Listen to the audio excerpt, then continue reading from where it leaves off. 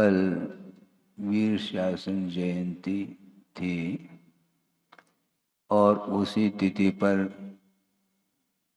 कार्तिकेयन प्रेक्षा का स्वाध्याय प्रारंभ किया था मंगलाचरण के रूप में।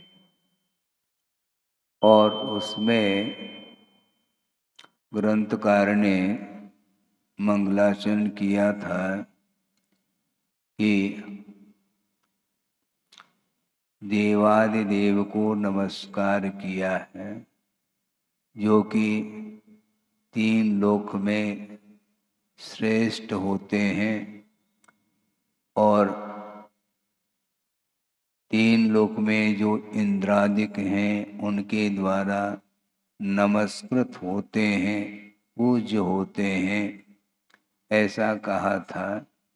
और उसके साथ भव्य जीवों को आनंद उत्पन्न करने में माँ के समान, जननी के समान ये अनुप्रेक्षाएं हुआ करती हैं, जिसका वर्णन प्रारंभ किया जाता है, ऐसा स्पष्ट किया था। थोड़ा सा विषय उसी संबंधी और लेना चाहते हैं कि देव का क्या स्वरूप होता है, वह भी सामने आना चाहिए। क्योंकि जिस देव की वंदना हमने की है, तो देव का क्या स्वरूप होना चाहिए, इसका विश्लेषण भी बहुत अच्छे ढंग से आचार्य समंतभद्र महाराज ने रत्नकर्ण श्रावकाचार्य के अंदर स्पष्ट किया है। जो 18 दोषों से रहित होते हैं और समस्त पदार्थों को जानते हैं और हितोपदेशी होते हैं, उनको देव की संज्ञा दी है, उनको आप्त की संज्ञा दी है। शुद्ध परमेष्टि आप्त है क्या नहीं, ये प्रश्न खड़ा है। शुद्ध परमेष्टि को आचार्य आप्त के रूप में स्वीकार नहीं करते हैं, क्योंकि आप्त के जो विशेषण हैं वे सारे विशेषण शुद्ध परमेष्टि में देखने में नहीं आते हैं। शुद्ध परमेष्टि 18 दोषों से रहित हैं, वीतरागी हैं और सर्वज्ञ भी हैं, किंतु हितोपदेशी वो नहीं हैं। क्योंकि उपदेश कौन देते हैं? जो 8 कर्मों से मुक्त हो चुके हैं, अपने स्वभाव को उपलब्ध जिन्होंने कर लिया है, और वे अब उपदेश नहीं देंगे। तो हितोपदेशी रूप जो विशेषण है वह आप्त के लिए लागू होता है, जिसको देव की संज्ञा दी है। हित का उपदेश, हित का और अहित का परिज्ञान भी होना चाहिए। हित किसमें निहित है? हित किसमें निहित है? किसके द्वारा हित होता है? आत्मा का हित जो होता है वह किसमें होता है? संसार अवस्था में आत्मा का हित नहीं होता, किंतु संसार अवस्था में रहते हुए भी यदि हम मोक्ष पथ पर आरूढ़ होते हैं, अपनी भूमिका के अनुरूप सम्यक दर्शन के साथ अनुव्रत आदि का पालन करते हुए अथवा भूमिका के अनुरूप सकल संयम का पालन करते हुए अर्थात रत्नत्रय की आराधना करते हुए हम जीवन व्यतीत करते हैं, तो निश्चित रूप से आत्मा का हित हो सकता है। उसके बिना आत्महित के लिए और कोई भी साधन नहीं है। क्योंकि अहितकारी यदि कोई वस्तु है, वह कौन सी वस्तु है? आत्म के अहित विषय कषाय। आत्मा के लिए अहित करने वाले कौन से विषय हैं? तो पंचेंद्रिय के विषय और कषाय, इसके माध्यम से ही आत्मा का अहित होता आ रहा है। और अनंत काल से वह आत्मा का हित नहीं हो पाया। इसमें एक ही कारण है कि पंचेंद्रिय के विषय और कषाय, इसके माध्यम से कभी भी आत्मा का उत्थान संभव नहीं है। यह गाढ़ श्रद्धान हो जाना चाहिए। कभी कभी विचार करने में ये बात आती है, मन में विकल्प बार बार उत्पन्न होते हैं कि ये अनंत काल व्यतीत हुआ है और जो आत्मा के लिए अहितकारी वस्तु हैं उन्हीं का आश्रय लेता है संसारी प्राणी, उसी का आलम्बन लेता है, जैसे उसके माध्यम से कहीं हित हो रहा हो। वो सारे सारे अहितकारी वस्तु हैं। एक ने दो ने पांचों इंद्रियों के जो विषय हैं वे कभी भी आत्मा के हित में सहकारी सिद्ध नहीं हो सकते। और ये सारे सारे विषय और विषयों की ओर जब दृष्टि जाती है तो उसी को लेकर के आत्मा में काषायिक परिणति भी उत्पन्न होती है। कषाय क्रोधादिक जो कषाय उत्पन्न होते हैं उसमें निश्चित रूप से बाहरी जो पदार्थ है वह पांच इंद्रियों के विषय के रूप में वह पदार्थ उपस्थित होता है। उसको ले करके ही क्रोधादिक भाव जागृत होते हैं और उसके माध्यम से आत्मा का अहित होता है। तो आत्म के अहित विषय कषाय, इनमें मेरी परिणत न जाए। कह तो रहे इसमें परिणति हमारी नहीं होनी चाहिए, लेकिन चाहिए करने से काम नहीं चलने वाला। उस रूप परिणमन कर कौन रहा है? स्वयं आत्मा ही उस रूप परिणमन कर जाता है, रागादिक भाव रूप। रागादिक भावों का होना अलग वस्तु, किंतु रागादिक भाव जो कर रहा है तो वह आत्मा का स्वभाव नहीं है, यह स्पष्ट किया है। क्रोधादिक भाव जो जागृत होते वह आत्मा का स्वभाव है क्या? नहीं है महाराज। तो रागादिक भाव क्यों कर रहे हो? क्रोधादिक कषाय क्यों कर रहे हैं? करना पड़ता है महाराज, ऐसा नहीं। क्योंकि क्रोधादिक कषाय के द्वारा यदि आपका अर्थात आत्मा का हित होता हो तो कर लो, कोई बाधा नहीं, तभी से कर लो, हमें कोई आपत्ति नहीं, किंतु हित होना चाहिए। हित जब नहीं हो रहा है तो उसको छोड़ने का पुरुषार्थ करना चाहिए। जो पर वस्तु मेरी जब नहीं है तो उसके साथ स्वामित्व भाव लेकर के संसारी प्राणी सामने आता है। यहाँ तक कि पहले भी प्रसंग के अनुरूप कहा है, वो पुनः आपके सामने ताजा करना चाहता हूँ, क्योंकि 4 महीना निकालना भी तो है। बार बार इन्हीं प्रसंगों को लेकर के वस्तु का स्वरूप क्या है इसकी जानकारी हमें आगम के माध्यम से होती है। इसलिए वस्तुतः ये रागादिक भाव जो हो रहे हैं ये आत्मा का स्वभाव नहीं है, फिर भी करता चला जाता है। यहाँ तक कि सम्यक ज्ञान होने के बावजूद भी कषाय से ऊपर उठना बहुत कठिन सिद्ध होता है। सम्यक के अभाव में जो कषाय की परिणति है उसका कोई अंत ही नहीं, क्योंकि अनंत आशा के रूप में जब कषाय जागृत होती है उस समय तो वह अपना क्या पराया क्या इसका कोई परिज्ञान उसे नहीं हो सकता है।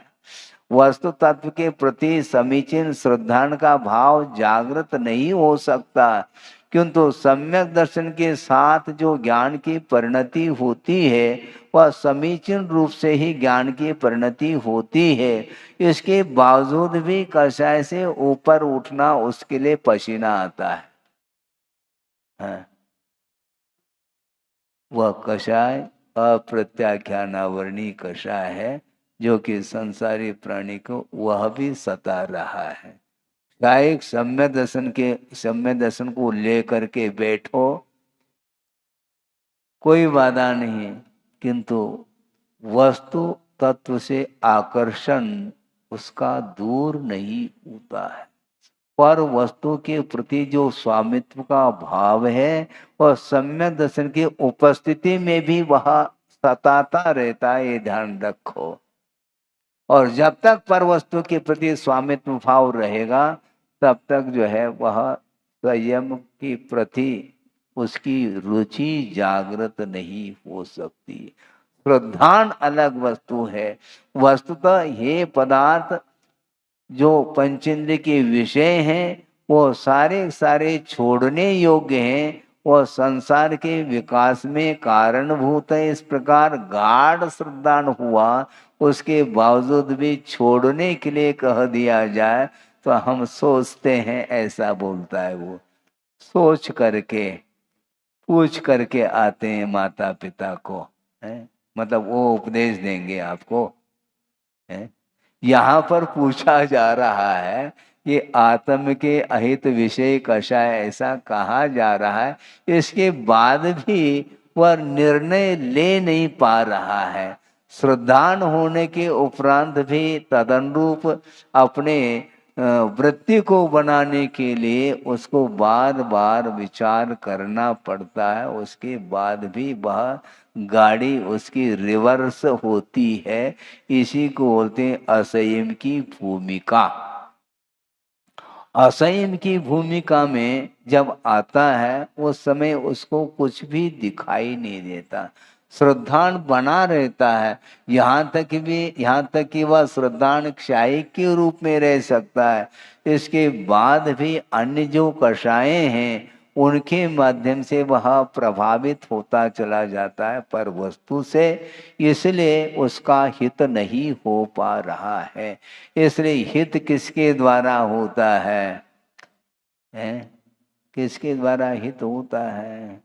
बोलो महाराज, आप ही तो बोलेंगे, हम तो सुनने के लिए बैठे हैं। फिर सुनो, फिर सुनने के लिए बैठे हैं तो आगे में जो कहा है उसको सुनना पड़ेगा। बल्कि मात्र सुनना ही नहीं, तदनुरूप अपने आप को ढालना पड़ेगा, तब कहीं जाकर के वह हित हो सकता है। इसलिए भगवान अर्थात आप तो कैसे होते हैं? 18 दोषों से रहित होते हैं। उसमें राग द्वेषादिक भाव सब समाप्त हो चुके हैं। अर्थात वीतरागी ही देव हो सकता है। सरागी देवी देवताओं की आराधना संसारी प्राणी करता हुआ अनंत काल व्यतीत किया है। इसके उपरांत भी वह अपने आत्मा का दर्शन नहीं कर पा रहा है। इसलिए किसकी आराधना करनी चाहिए? वीतरागी जो देव होते हैं, सर्वज्ञ होते हैं और हित का उपदेश देते हैं, वे ही आप इस संज्ञा को प्राप्त होते हैं। उन्हीं को देव के रूप में स्वीकार किया है। एक क्रियापद है दिव्यति इति देवः। उसका अर्थ लिया है, 2-3 अर्थ दिए हैं। एक तो जो परमानंद में क्रीड़ा करता है उसका नाम देव कहा। परमानंदे क्रीडति दिव्यति इति देवः। परम आनंद में वह क्रीड़ा कर रहा है। परमानंद कौन सा है?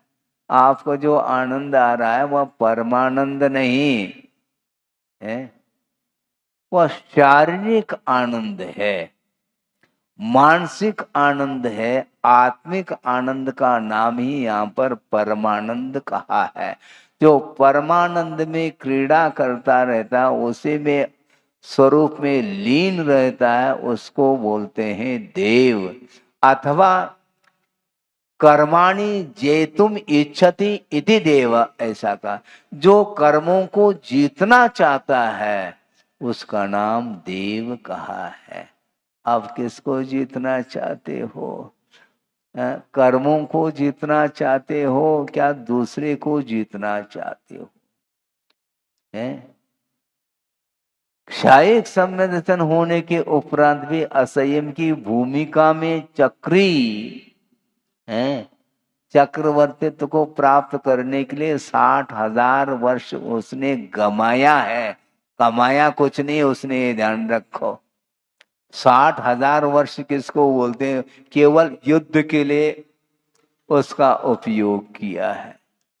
पूर्व कोटि आयु मिलती है और उसमें से 60,000 वर्ष तो यूं निकाल दिया उसने युद्ध के लिए। 6 खंड के ऊपर स्वामित्व प्राप्त करने के लिए उसने समय का दुरुपयोग कर लिया। इसी को बोलते हैं समय का दुरुपयोग है। समय का सदुपयोग कैसा होता है महाराज, ये भी तो बताओ ताकि हम समय का सदुपयोग कर लें। समय का सदुपयोग करना बहुत कठिन है, वो करने नहीं देता। कौन? मोह, विषय और कषाय के कारण समय का दुरुपयोग होता है, सदुपयोग नहीं हो पाता। समय मिला है उसका, उसकी क्या महत्ता है, उसका क्या मूल्य है, समझना चाहिए हमें। क्योंकि आचार्यों ने ये कहा है कि संयम के बल से प्रति समय श्रवण असंख्यात गुनी निर्जना करता है, स्वाध्याय के माध्यम से अथवा तप के माध्यम से। तपसा निर्जरा च, सूत्र तो आता है भाद्रपद में, तत्वा सूत्र का पाठ करते हैं। तप के माध्यम से असंख्यात कर्मों की निर्जना कर लेता है एक समय में। सोचो, विचार करो। और इस प्रकार घंटों हम जो है तत्व चर्चा से हट करके अन्य कार्यों में लग जाएंगे तो कभी भी आश्रव रुकने वाला नहीं। और आश्रव का निरोध का नाम संवर कहा है। तो आश्रव का जो निरोध होता है वह किसके द्वारा होता है, समझना है। तो आश्रम का निरोध जो होता है, 2 4 6 साधन गिनाए हैं तत्वा सूत्रकार ने। एक तो सबसे महत्वपूर्ण संवर के लिए कारण बताया है, गोप्ती। गोप्ती, समिति, धर्म, अनुप्रेक्षा, परिचय, विजय और चारित्र, इनके माध्यम से ससंवर जायते, वह संवर उत्पन्न होता है। यानी आश्रम का जो निरोध है वह इन 6 साधनों से ये संभव है। विषय, कषाय, राग, द्वेष आदि के माध्यम से कभी भी आश्रव रुकने वाला नहीं है। इसलिए ये अनुप्रेक्षा ग्रंथ का स्वाध्याय प्रारंभ किया है।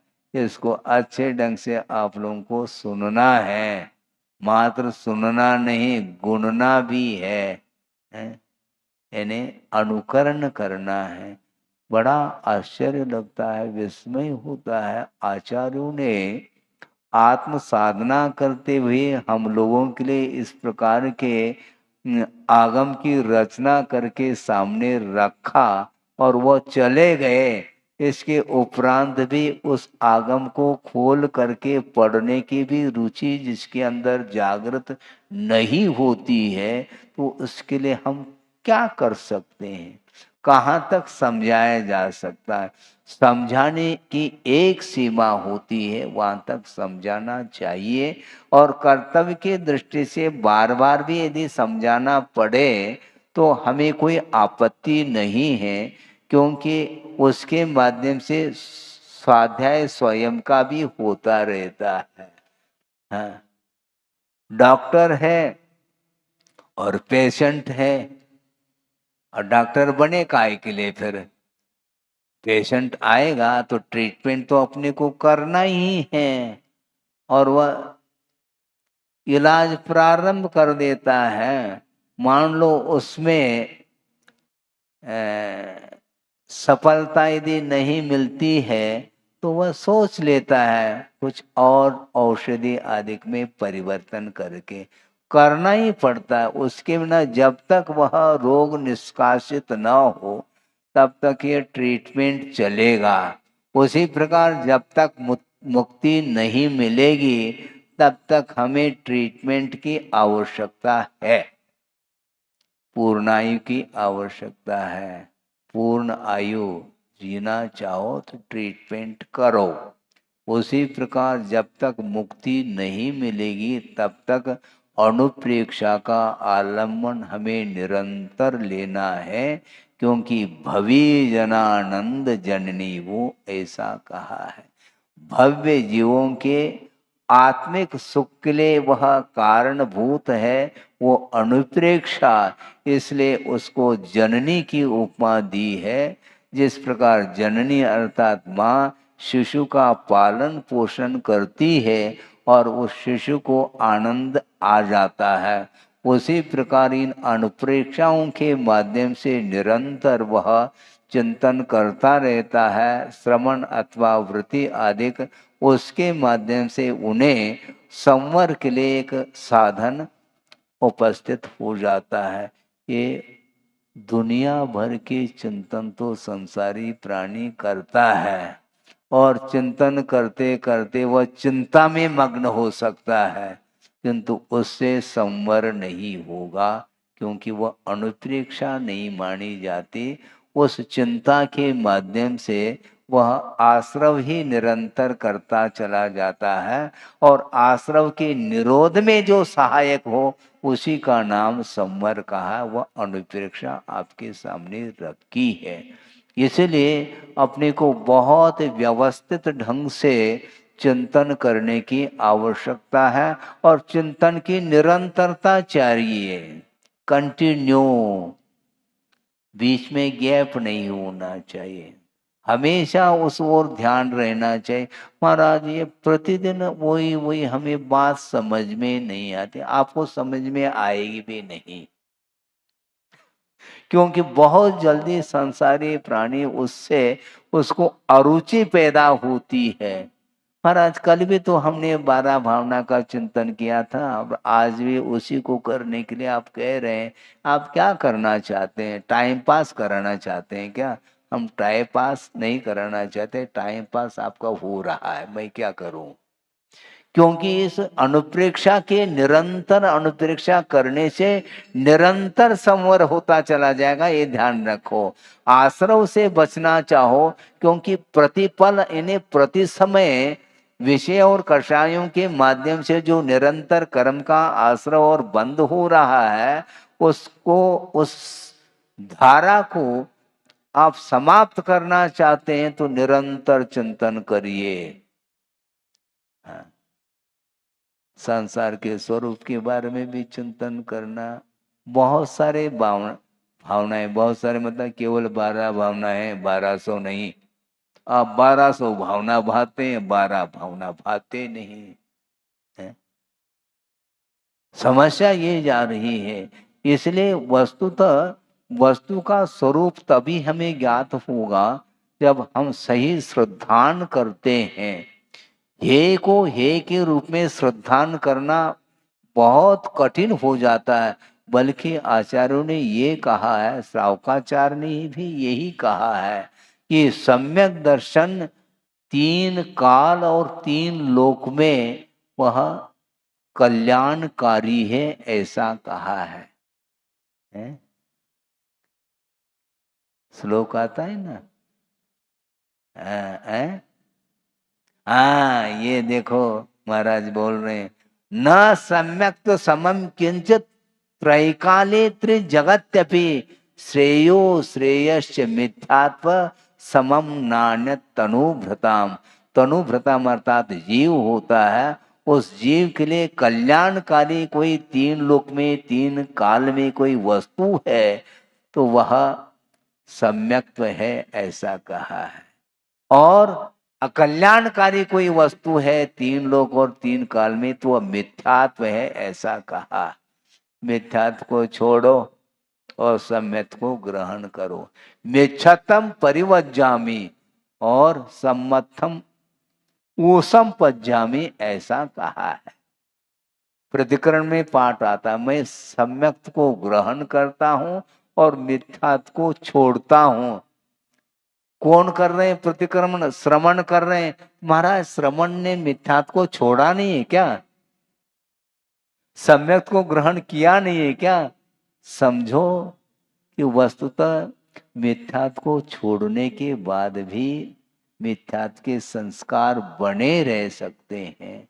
बार बार गाड़ी रिवर्स जा सकती है, इसलिए गाड़ी रिवर्स न जाए, क्योंकि मन तो मन है। छोड़ने के उपरांत भी छोड़ी हुई वस्तु वह पुनः याद आ जाती है, सताती है वो।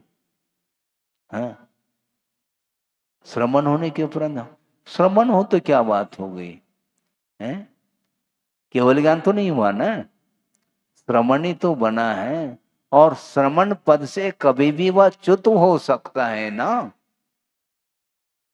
दिगंबरा तो बना रह सकता है, किंतु वह भावात्मक जो चारित्र है वह गोल हो सकता है, यानी बिजली गोल हो जाती है। उसी प्रकार भावलिंग समाप्त हो जाएगा और वह रह जाएगा खोका है।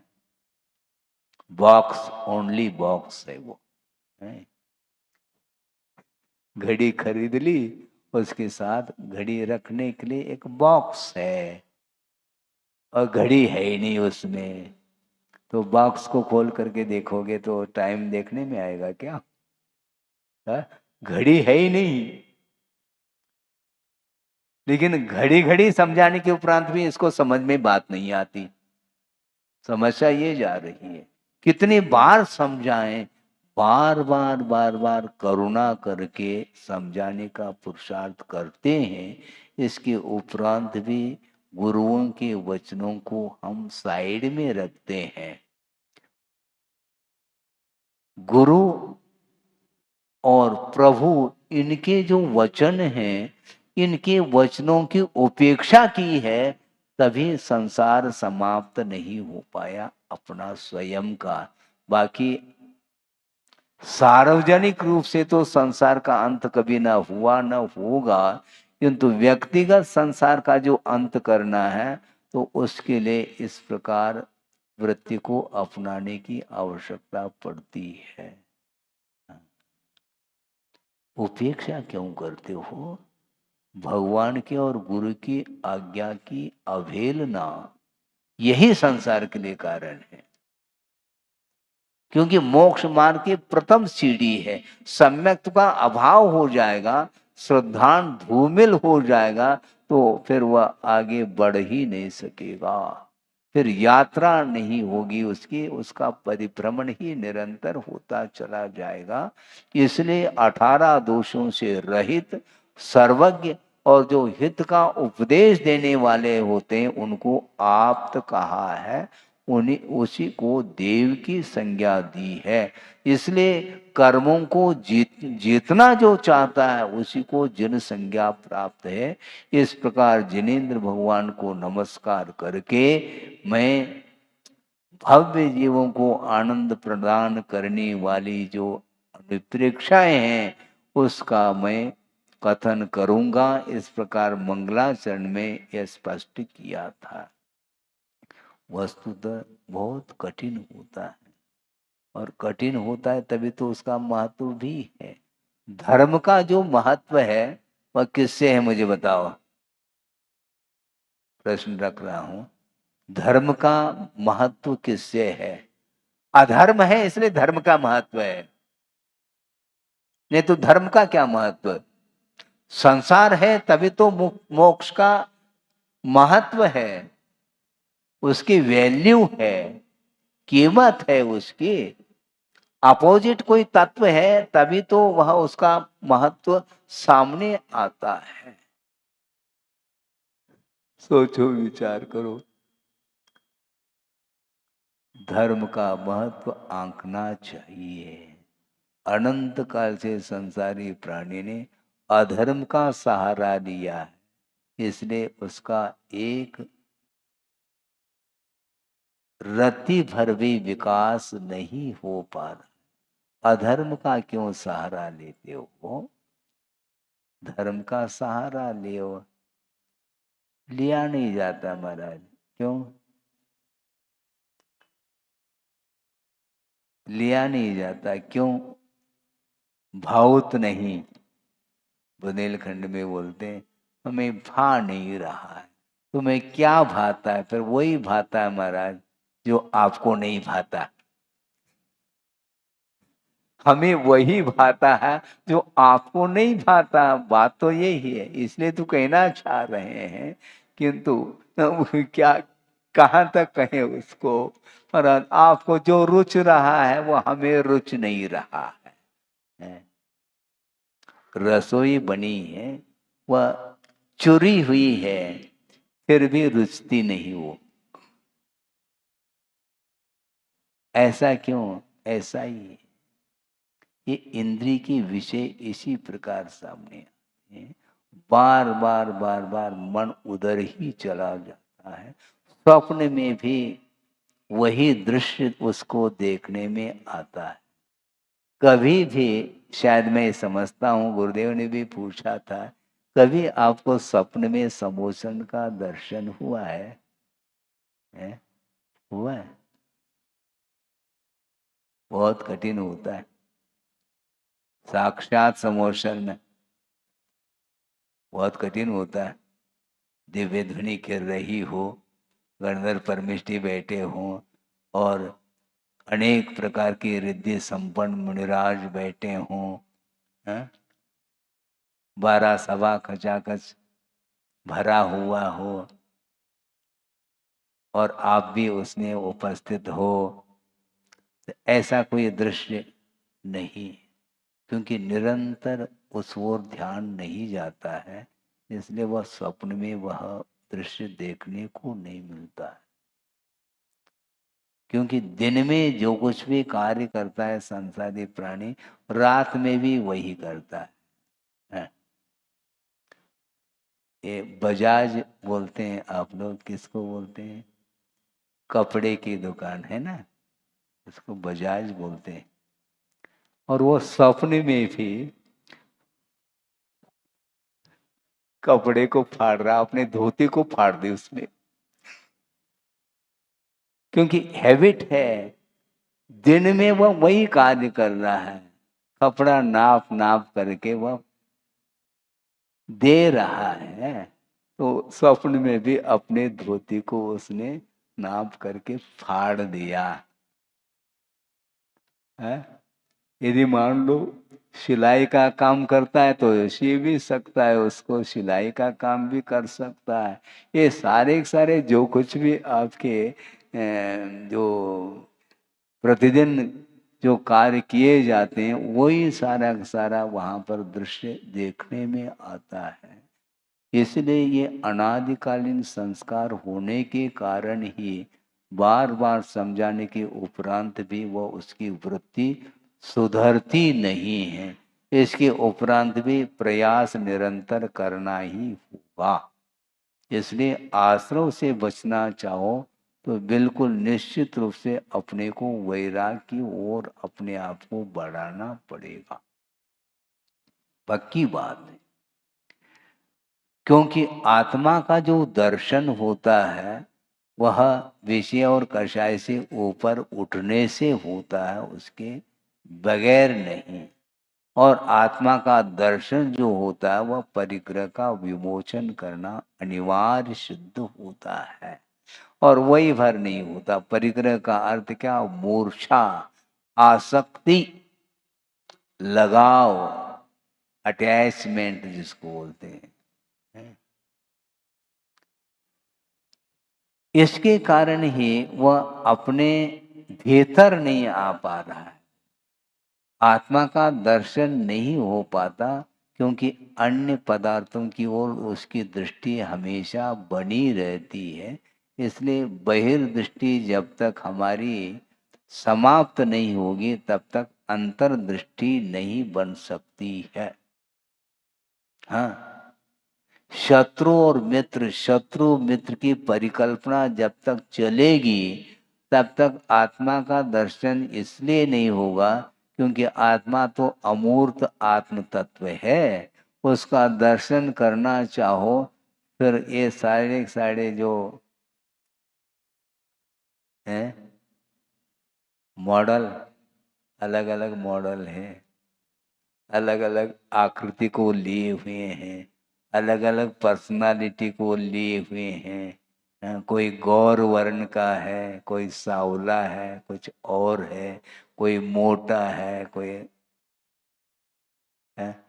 ये सारे सारे जितने भी मॉडल हैं ये आत्मा के मॉडल तो है ही नहीं, बल्कि गुरुदेव का ये कहना रहा कि देखो श्रवण को भी ये सोचना चाहिए।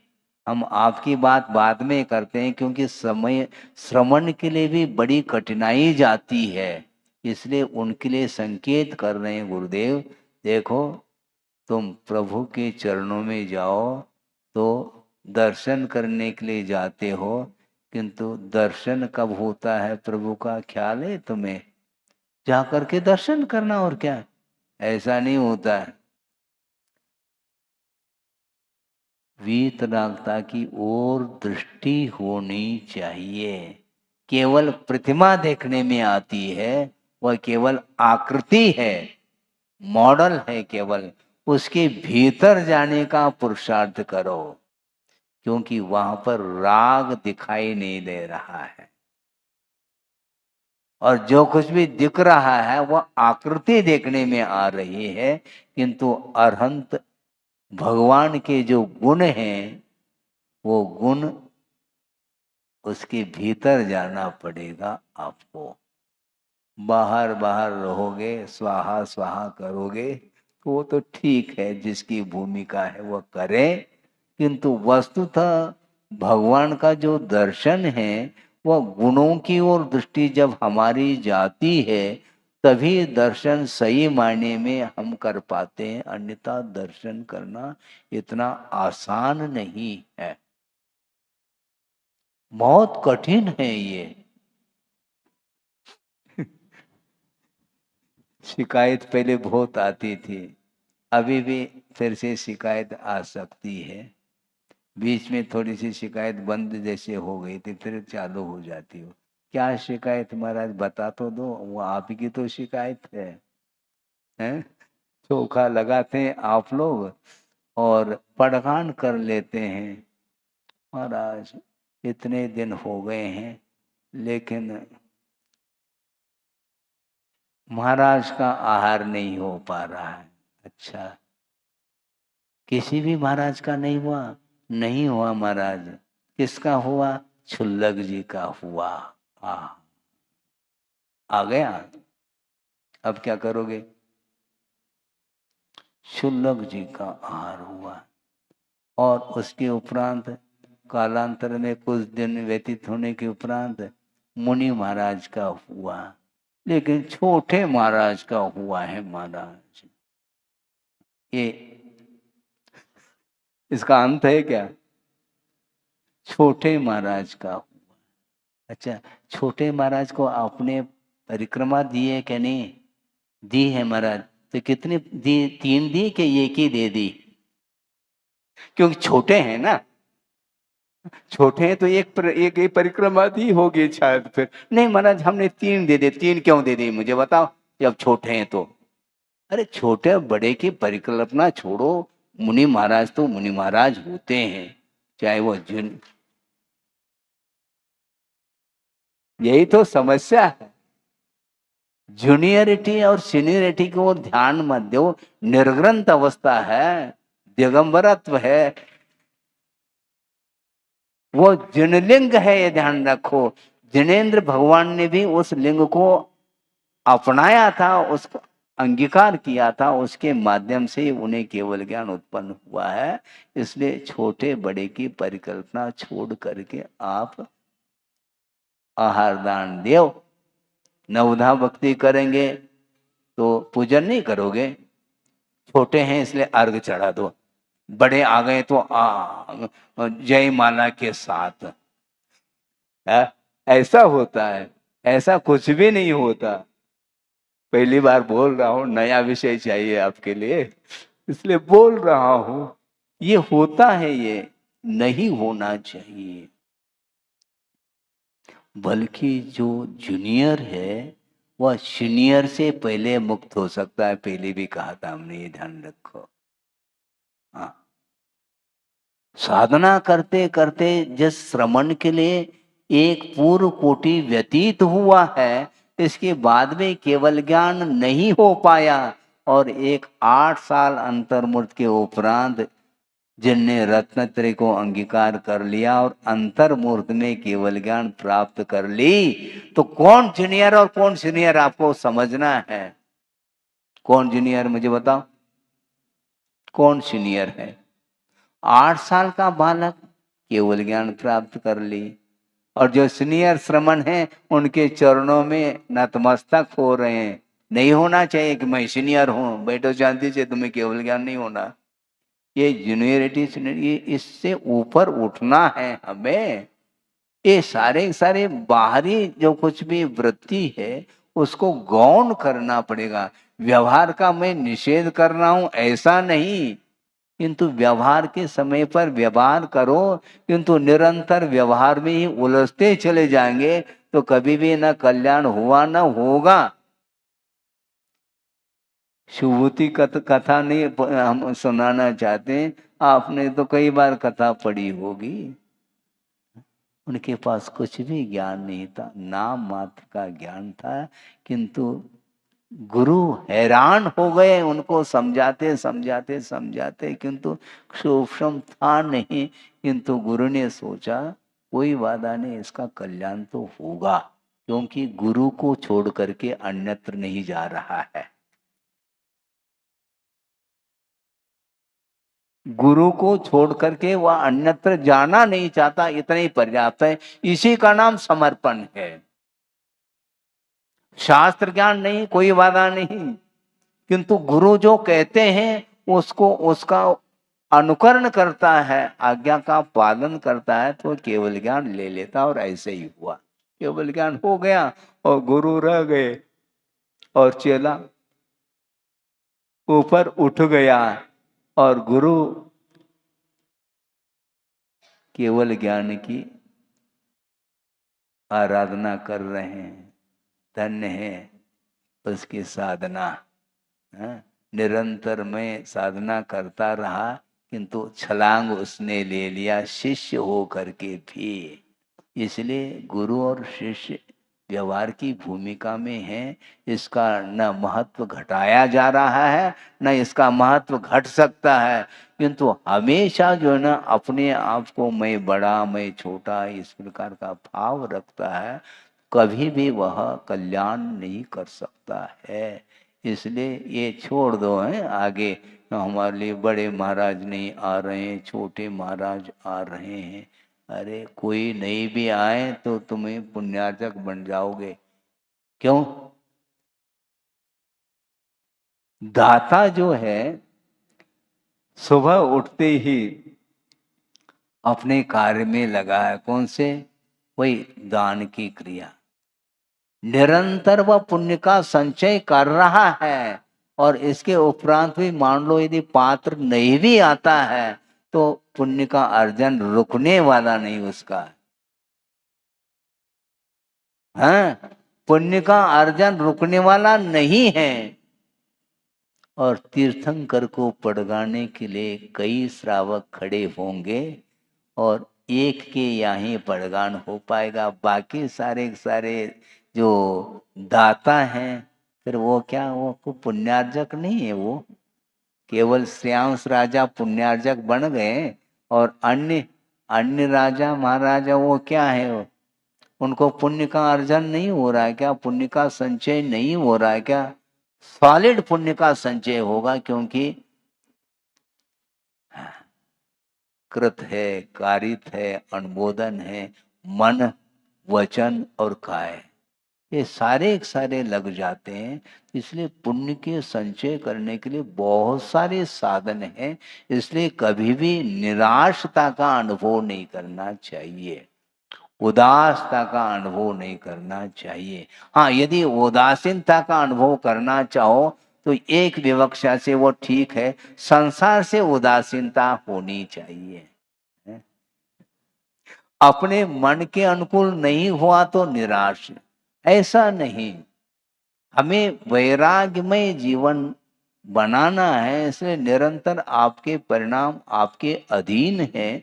बिल्कुल उज्जवल परिणामों को हमें बनाए रखना है, क्योंकि निरंतर आश्रय हमने प्रभु और गुरु का लिया है, तो हमारा अहित थोड़ी होने वाला है, नहीं हो सकता। किंतु इतना साहस और धैर्य आदि होना चाहिए।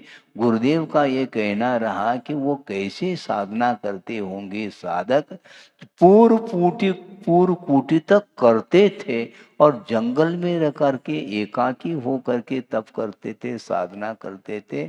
और अपने लिए साधना करने के लिए थोड़ा सा समय है, और उसमें भी हम यदि आकुल व्याकुल हो जाएं तो काम चलने वाला नहीं है। क्योंकि निरंतर अनुप्रेक्षा का चिंतन करेंगे तो आश्रव नियम रूप से रुकेगा, क्योंकि आश्रव के निरोध के लिए ही ये अनुप्रेक्षाएं साधन के रूप में उपस्थित होती हैं। इसलिए आश्रव को रोकने का हमें पुरुषार्थ करना है। और ये द्वादशानुप्रेक्षा कार्तिकानुप्रेक्षा लगाई जा रही है, और कल के बाद निरंतर ये स्वाध्याय चलता चला जाएगा। और स्वाध्याय के लिए ज़्यादा समय देना चाहिए।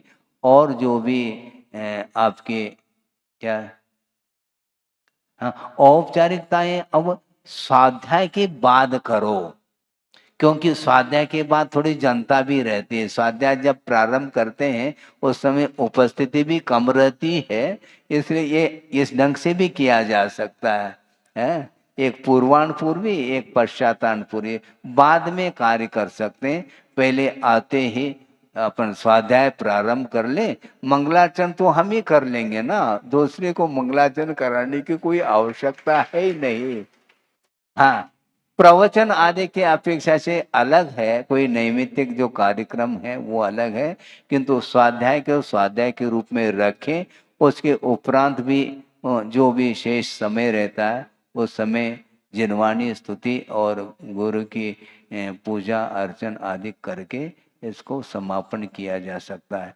इस प्रकार एकाग्र चित्त हो करके आप जिनवान की आराधना करेंगे तो निश्चित रूप से कर्मों की निर्जरा निरंतर होती रहेगी। इसमें किसी भी प्रकार से कोई भी विकल्प आदि न करें। उनकी ज्यादा निर्जरा हो रही, हमारी कम हो रही, अरे हो रही क्या नहीं हो रही है, होना चाहिए।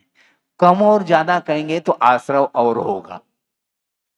जहां कंपेयर करने की बात आती है तो उसमें आश्रव की मात्रा बढ़ेगी और निर्जरा की मात्रा घटेगी। इसलिए इनको कितनी निर्जरा हो रही है, हमारी कितनी निर्जरा। अरे कर्मों की निर्जरा करना, उनके कर्मों की निर्जरा तुम्हारे द्वारा नहीं होगी, तुम्हारे परिणाम के द्वारा कर्मों की निर्जरा होगी ना। सारे सारे पेपर लिख रहे हैं, कौन क्या लिख रहा है उसको जब देखोगे तो समय निकल जाएगा, तुम्हारा पेपर अधूरा रह जाएगा। ऐसा हमें करना भी नहीं है। इसलिए निरंतर ये समय मिला है, इसका सदुपयोग करते हुए अपने को धर्म ध्यान करना चाहिए। उसके माध्यम से आश्रय और बंध से हम ऊपर उठ सकते हैं। अहिंसा परमो धर्म की जय। बोधि समाधि परिणाम शुद्धि स्वात्मोपलब्धि शिव शोक शुद्धि चिंतामणिम चिंतित वस्तुदाने त्वाम वंदमानस्य ममास्तु देवी। परम पूजा आचार्य गुरुवर श्री विद्यासागर जी महाराज की जय।